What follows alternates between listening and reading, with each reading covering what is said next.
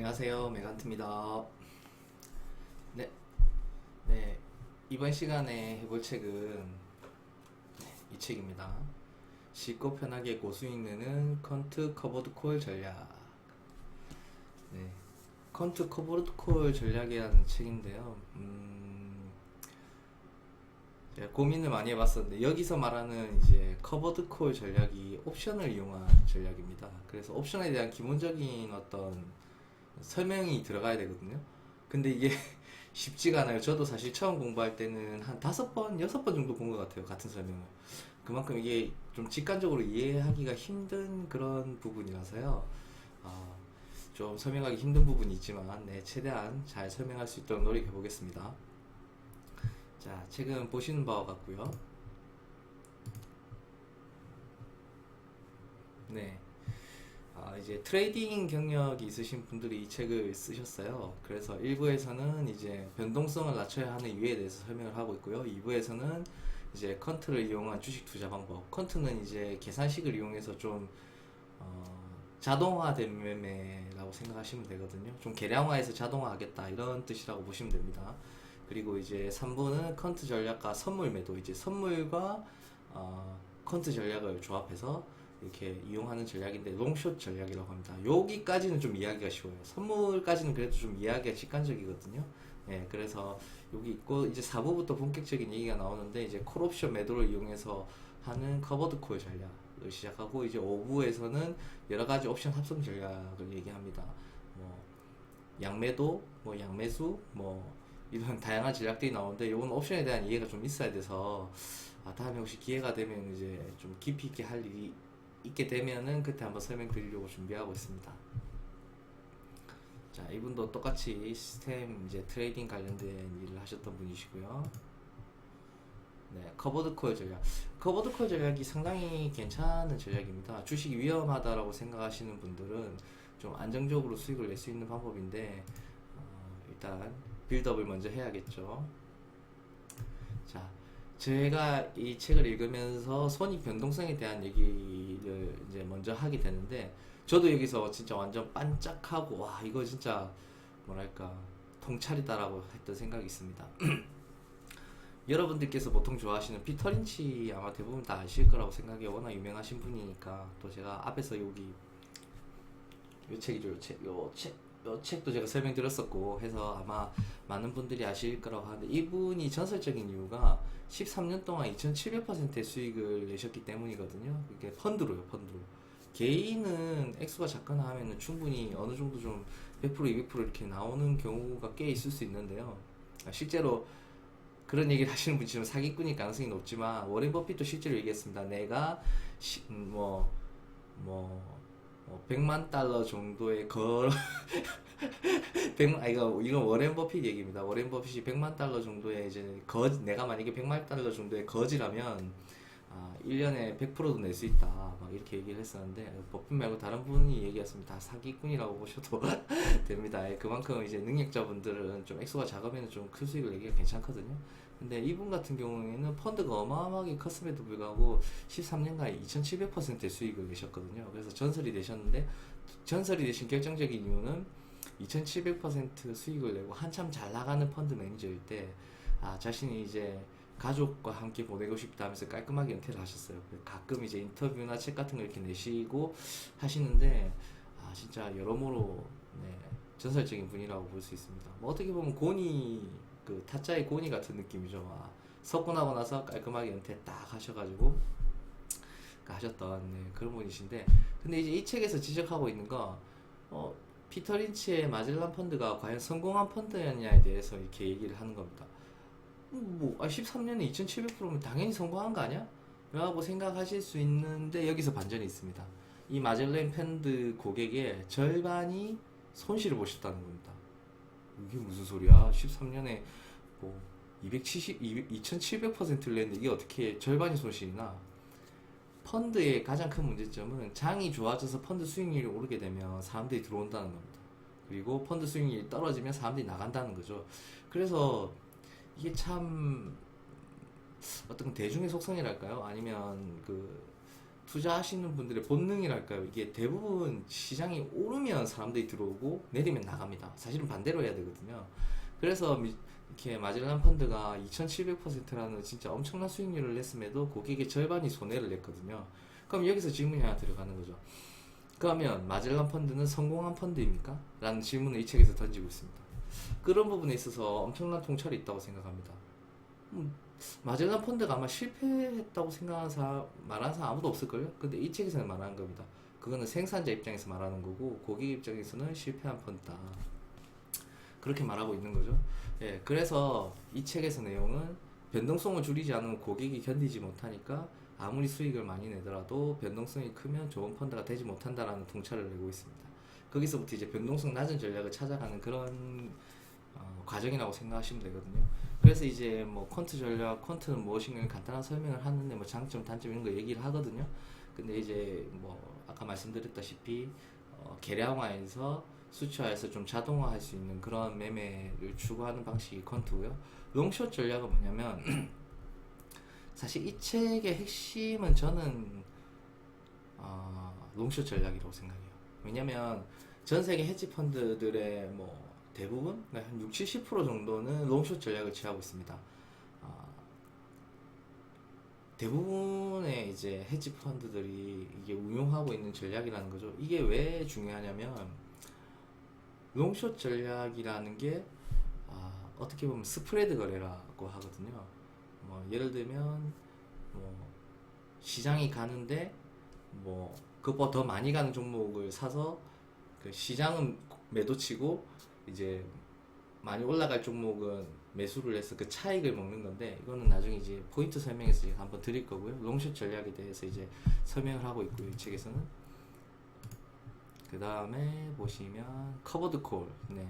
이 책에 어떻게 보면은 알파 이제 오메가라고 할 수 있는 커버드 콜 전략에 대해서 이제 설명을 하고, 마지막에 이제 옵션 전략에 대해서, 합성 옵션 전략에 대해서 조금 맛보기로 조금 설명해 줍니다. 네, 나중에 옵션을 이제 본격적으로 한번 공부해 보라는 뜻을 아마 넣어 놓은 것 같은데, 뭐 상당히 저는 뭐 괜찮다고 생각하고요.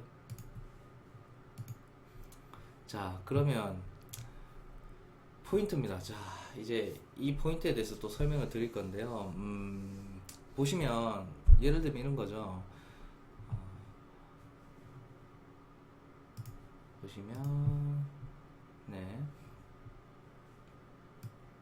이익을, 그러니까 일반적으로 말하는 이익은요, 그래서 뭐 여기서 사서 여기서 팔았다 하면 요만큼 이득이죠. 일반적으로는. 네, 일반적으로 요만큼 이득인데, 자, 출발점 요 지점에서 코스피하고 대우조선해양을 동시에 사는 겁니다. 대신 롱은 뭐냐면 매수를 하는 겁니다. 내가 들고 있으면 이익이 되는 거고요. 숏은 공매도를 하는 겁니다. 들고 있으면 주가가 마이너스가 돼야 이득이 나는 상품인 거죠. 그래서 예를 들면 이럴 수 있습니다. 대우조선해양이 지금 생각보다 뭐 회사가 지금 안 좋아졌다. 이 책에서 얘기하는 거니까, 네, 뭐 어떤 예를 들어서 겁니다. 이 회사가 지금 좋지 않다는 게 아니라, 대우조선해양이 지금 뭐 갑자기 빚을 많이 졌거나 엄청난 어떤 뭐 문제가 생겨가지고 뭐 갑자기 노사 갈등이 생겨서 파업을 했다든가 해서 대우조선해양이 떨어질 것 같은 겁니다.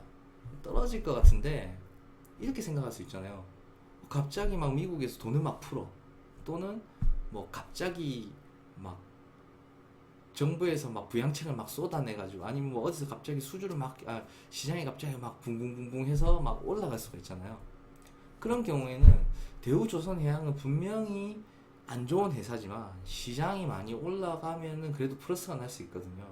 그러면은 대우조선해양 그냥 공매도 쳤다가는 아차 잘못해서 시장 자체가 돈이 많이 풀려서 오르거나 하면 손해가 날 수도 있겠죠. 그렇죠. 회사랑 상관없이. 그래서 이런 경우에는 롱숏 전략을 한다 이렇게 많이 하거든요. 어떻게 하냐면 코스피를 매수하는 겁니다.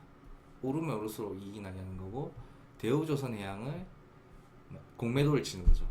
그렇게 되면 어떻게 되느냐, 자, 여기서부터 100에서부터 시작했다고 하면, 예를 들어서 코스피를 공매도를 쳤죠. 매수를 했죠. 그러면 요만큼 손실이 나는 겁니다. 맞죠? 여기서 내가 코스피를 샀으니까 요만큼 손실이 나는 거죠.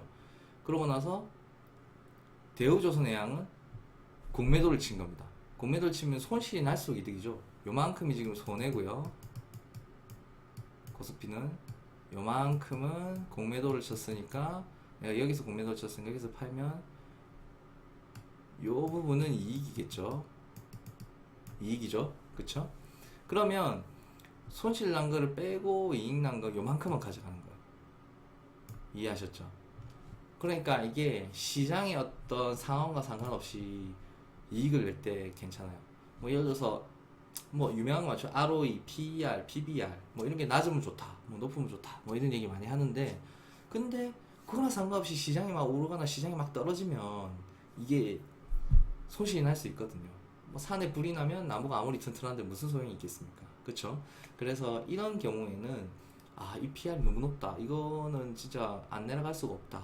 근데 시장이 지금 막 돈이 막 풀려서 막 전반적인 증시가 오를 것 같아 라고 생각을 한다면 이런 식으로 전략을 취하는 거죠. 이렇게 해버리면 올라가더라도 시장보다 덜 올라가거나 덜 올라가거나 덜 내려가는 게 중요하지 시장 자체가 어떻게 움직이든지 상관이 없거든요. 이런 식으로 롱숏 전략을 구사합니다. 그래서 뭐 진짜 다양한 전략이 가능해요. 뭐 예를 들어서 뭐 삼성전자를 사고 싶은데 반도체는 솔직히 어떻게 되는지 모르겠는 거야. 예를 들어서 내가 반도체는 솔직히 잘 모르겠는데 근데 갤럭시가 이번에 새로운 핸드폰을 내놨대요. 우와, 그러면 어쨌든 핸드폰 가격은 많이 올라가겠네. 그래서 핸드폰을 사고 싶은데 삼성전자에서 핸드폰이 딱 분리가 안 돼 있는 거예요. 물론 삼성전자가 반도체하고 핸드폰 말고도 많이 하지만 그 두 개만 있다고 봤을 때요. 그러면 이럴 때는 어떻게 하냐? 삼성전자를 사고 그 다음에 하이닉스를 공매도 치는 겁니다. 그러면 예를 들어서 반도체 시황이 뭐 반도체 가격이 떨어졌다. 그럼 하이닉스하고 삼성전자의 반도체 부분이 같이 떨어지겠죠. 그리고 오르면 반대로 하이닉스랑 삼성전자의 반도체 부분이 같이 올라갈 거 아니에요. 그러면 서로 오르고 내리고 하는데 한쪽은 공매도 쫓고 한쪽은 매수를 했으니까 플러스 마이너스 되면서 제로가 돼요. 그러면 남아있는 핸드폰 부분만 이득을 취할 수 있는 거죠. 그런 다양한 전략들이 가능합니다. 이게 응용하면 진짜 수많은 전략이 가능하거든요. 그래서 뭐 헤지 펀드들이 대부분 이런 전략을 많이 사용하고요.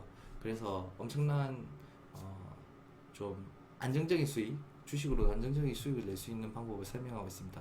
간단하게 설명드린 건데 이 책의 내용을 보시면 뭐 구체적인 내용을 설명하고 있으니까 꼭 한번 보시면 와, 이런 세계가 있었나라는 생각을 아마 하시게 될 겁니다. 롱숏 전략이 됐습니다.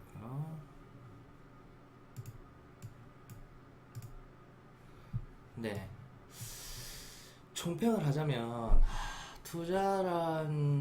주식 투자라는 게 사고 파는 게 다라고 생각하시는 분들이 있어요. 그래서 특히 주식을 하시는 분들께서는 어떤 선물 옵션에 대해서 이렇게 공매도에 대해서 엄청 부정적으로 생각하시는 분이 많다고 생각합니다. 근데 제가 생각할 때는 좀 죄송한 얘기지만 공매도가 어떤 시장에 악영향을 준다. 물론 악영향을 주긴 줍니다. 하지만 순기능이 훨씬 더 많습니다. 예를 들어서 어떤 주식이 있는데 저가 매수세가 많이 있다면 공매도를 치면은 공매도 친 사람 물량 뺏기고 끝나거든요. 그래서 생각보다 그렇게 공매도를 이용해서 막 떨궈서 막 돈 벌고 이게 생각보다 쉽지 않습니다. 왜냐면 이제는 시장에 똑똑한 사람이 너무 많기 때문에 가치보다 낮게 하락되면 공매도 세력이 있거나 없거나 사서 올리는 경우가 많거든요. 그래서 또 이런 옵션 전략이나 다양한 전략을 구사할 때 공매도는 필수입니다. 물론 선물과 옵션도 필수고요. 이 책에서 말하는 건 물론 선물과 옵션에 대해서 엄청 구체적으로 설명하고 있지는 않습니다. 엄청 구체적으로 설명하려면 이제 전문적인 교육을 받으셔야겠죠. 하지만 일반인 대중들에게 선물과 옵션을 이용한 이런 전략들이 있다라는 것을 충분히 알려주고 있습니다. 아마 수많은 아이디어들을 실현시킬 수 있는 그런 다양한 전략이 가능하거든요. 그러니까 지금 벌써 말해드린 것만 해도 뭐 꽤 다양하게 있겠죠. 네, 그런 부분도 있으니까 뭐 아이디어를 구현하는데 상당히 도움이 되는 책이고요. 뭔가 뭐 여기 보시면 뭐 특정 업종과 호황을 누릴 경우에 사용할 수 있는 전략도 만들 수 있고요. 뭐 복권 전략, 그러니까 복권을 팔아가지고 당첨되면은 대박 나는 그런 비슷한 전략을 만들죠. 낮은 확률이지만 걸리면 대박 나는, 아니면 내가 파는 입장이 돼서 내가 조금의 복권을 다 그런 대박을 노리는 사람들한테 복권을 조금씩 팔아서 안정적인 수익을 내는 방법, 그리고 원금을 보장받으면서 뭐 고수익을 추구할 수 있는 그런 전략들이 간단하게 설명되어 있습니다. 물론 구체적인 방법, 이 책을 보고 흥미를 가지신다면 이제 더 공부를 하셔서 이런 전략들을 충분히 만들 수 있게끔 약간 입문자용으로 되어 있고요. 그래서 이러한 부분에 흥미를 느낄 수 있게끔 해주니까 이 책이 상당히 많은 도움이 되시리라고 봅니다. 꼭 한번 보셨으면 좋겠고, 그리고 제가 이 뭐 PPT에 대해서 마무리하고 나서 또 드리고 싶은 말씀이, 지금 다양한 영상을 지금 한 5개 정도 올라간 것 같은데요. 아닌가? 4개인가? 네. 하여튼 이 정도 올라간 것 같은데 지금 다양한 피드백을 받고 있습니다. 그래서 지금 아마 앞에 영상에 비해서 이제 목소리가 좀 달라졌을 거예요. 지금 마이크를 하나 구매를 했거든요. 그 외에도 이제 다양한 피드백, 뭐 예를 들면 카메라라든지 뭐 책 내용, 아니면 PPT 내용 같은 것들 지금 피드백을 받고 있는 상태입니다. 그래서 지금 이미 들어온 피드백이 좀 있어가지고 그 피드백을 조금 적용하고 약간의 어떤 수정, 뭐 이런 세팅들을 좀 바꾸기 위해서 아마 영상이 한 3, 4주 정도 안 올라갈 수도 있습니다. 그동안 이제 또 다시 올릴 책들도 있고, 그 다음 PPT를 좀 수정을 하고요. 그리고 이제 구성 같은 것도 좀 바꾸고, 어떤 기기 세팅이나 이런 것도 좀 바꿔가지고 또 다시 한번 진행을 하고 싶습니다. 아마 5월 말쯤에나 다시 영상을 올릴 것 같습니다. 네.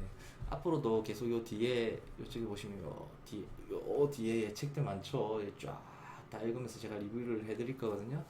다들 이제 책 읽을 시간이 많이 없으시니까 제가 어느 정도 간단한 리뷰를 해드리면 이 책은 내용 괜찮아 보이는데 라고 생각이 드시면 그때 읽을 수 있게끔 많은 도움을 드리려고 합니다. 네, 앞으로도 많이 구독해 주시고요. 몇 주간 한 2, 3주간 영상이 올라오지 않더라도 그만둔 거 아니니까, 네, 어느 정도 세팅이 끝난 뒤에 다시 찾아주시면 되겠습니다. 구독해 주시면 게시될 때 자동으로 올라오겠죠. 네, 많은 시청 바라겠습니다. 이상입니다. 다음에 또 봬요.